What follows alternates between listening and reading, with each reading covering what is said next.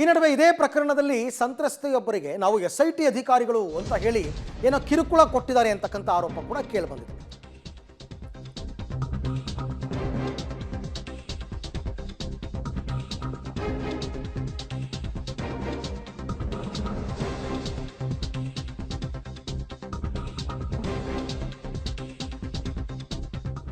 ಪ್ರಜ್ವಲ್ ರೇವಣ್ಣ ವಿರುದ್ಧದ ಲೈಂಗಿಕ ದೌರ್ಜನ್ಯ ಆರೋಪದ ಕೇಸ್ನಲ್ಲಿ SIT ಹೆಸರು ಹೇಳಿಕೊಂಡು ಕೆಲವು ಸಂತ್ರಸ್ತೆಯರಿಗೆ ಬೆದರಿಕೆ ಬರ್ತಾ ಇದೆ ಅಂತೆ. ಅಂದರೆ ಅವ್ರು ಇನ್ನೂ ದೂರು ಕೊಟ್ಟಿಲ್ಲ, ದೂರು ಕೊಡಲ್ಲ, ನಮ್ಗೆ ಯಾಕೆ ಬೇಕೋ ಏನೋ ಆಗಿದ್ದಾಗೋಯ್ತು ಅಂತ ಸುಮ್ಮನಾದಂಥವ್ರಿಗೆ ನಾವು SIT ಅವರು ಈಗ ಜಯನಗರದ ಮಹಿಳೆಯೊಬ್ಬರಿಗೆ ಈ ಥರ ಕಾಲ್ ಬಂದಿತ್ತಂತೆ.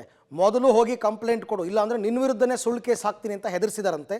ಆಕೆ ರಾಷ್ಟ್ರೀಯ ಮಹಿಳಾ ಆಯೋಗಕ್ಕೆ ದೂರು ಕೊಟ್ಟಿದ್ದಾರೆ. ಆಮೇಲೆ SIT ಅವ್ರನ್ನ ಕೇಳ್ತು ರಾಷ್ಟ್ರೀಯ ಮಹಿಳಾ ಆಯೋಗ ಏನಾಗಿದೆ ಅಂತ. SIT ಅವರು ಒಂದು ಸ್ಪಷ್ಟನೆ ಕೊಟ್ಟಿದ್ದಾರೆ, ಯಾರೂ ಸಂತ್ರಸ್ತೆಯರನ್ನು ನಮ್ಮ ಅಧಿಕಾರಿಗಳು ಸಂಪರ್ಕ ಮಾಡಿಲ್ಲ.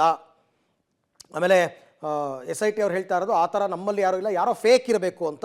ಆಮೇಲೆ ಇದಕ್ಕೆ ಗೃಹ ಸಚಿವರು ಕೂಡ ರಿಯಾಕ್ಟ್ ಮಾಡಿದ್ದಾರೆ. ಯಾರು ಬೆದರಿಕೆ ಹಾಕಿದ್ದಾರೆ ಅಂತ ಗೊತ್ತಿಲ್ಲ, ಹಾಗೇನಾದರೂ ಇದ್ದರೆ ರಾಷ್ಟ್ರೀಯ ಮಹಿಳಾ ಆಯೋಗದವರು SIT ಜೊತೆ ಮಾತಾಡಲಿ, ಮಾಹಿತಿ ಹಂಚ್ಕೊಳ್ಳಿ ಅಂತ ಹೇಳಿದ್ದಾರೆ.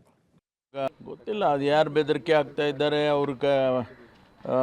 ರಾಷ್ಟ್ರೀಯ ಮಹಿಳಾ ಆಯೋಗ SIT ಅವರಿಗೆ ಮಾತಾಡಲಿ, ಅವರಿಗೆ ಏನು ಬೆದರಿಕೆ ಬಂದಿದೆ ಅವರಿಗೆ ತಿಳಿಸ್ಲಿ, ಆಮೇಲೆ ಅವ್ರು ಏನು ಕ್ರಮ ತಗೋಬೇಕೋ ತಗೊಳ್ತಾರೆ. ಸರ್, ಈಗ ದೇವರಾಜೇಗೌಡ ವಿರುದ್ಧ ಹೊಳೆ ನರಸೀಪುರದಲ್ಲಿ ಒಂದು FIR ಆಗಿತ್ತು, ಅದೇನಾದ್ರು ತನಿಖೆ ಆಗ್ತಿರೋದು, ಸ್ಟೇಟಸ್ ಹೆಂಗಿದೆ ಸರ್ ಅಂತ? ಎಲ್ಲ ಮಾಡ್ತಾರೆ ಇವರೇ, ಅದೆಲ್ಲವನ್ನು ನಾನು ಹೇಳಕ್ಕೆ ಬರುತ್ತಾ? SIT ಏನು ಮಾಡ್ತಾ ಇದ್ದಾರೆ ಅಂತೇಳಿ ನಮಗೆ ಹೇಳೋದಿಲ್ಲ. ಅವ್ರಿಗೇನು ಕಾನೂನು ಪ್ರಕಾರ ಅವ್ರಿಗೇನು ನಾವು ಮ್ಯಾಂಡೇಟ್ ಕೊಟ್ಟಿದ್ದೀವಿ ಆ ಪ್ರಕಾರ ಮಾಡ್ತಾರೆ.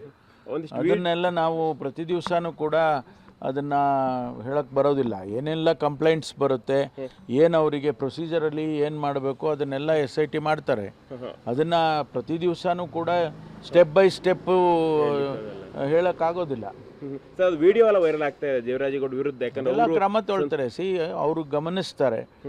ವಿಡಿಯೋ ವೈರಲ್ ಆಗಿರ್ಬೋದು, ಸ್ಟೇಟ್ಮೆಂಟ್ಗಳು ಬರೋದಿರ್ಬೋದು, ಕಂಪ್ಲೇಂಟ್ಸ್ಗಳು ಬರೋದಿರ್ಬೋದು, ಅದೇನೇ ಬಂದರೂ ಅವರಿಗೆ SITನವರು ಅದನ್ನು ನೋಡ್ಕೊಳ್ತಾರೆ ಈ ಕೇಸಿಗೆ ಸಂಬಂಧಪಟ್ಟ ಹಾಗೆ.